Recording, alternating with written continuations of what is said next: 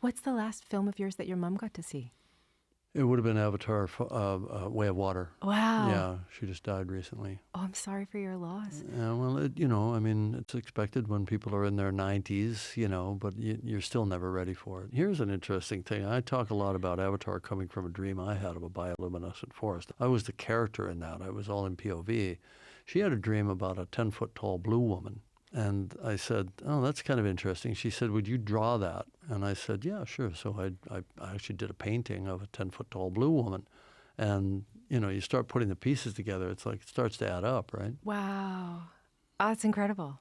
Everybody always talks about, strong female characters, but that's misleading, I think, because it's really about complexity and trying to understand the female psyche as a male writer, and having a good role model for that.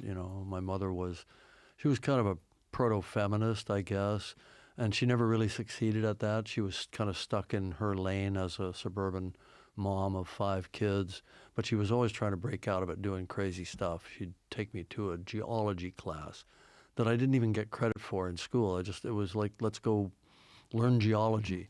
Once she came home in an army uniform with a rifle because she'd joined the Army Reserve. She didn't ask my dad, turned into a giant fight, but it was like always trying to push that boundary. Plus, she was an artist.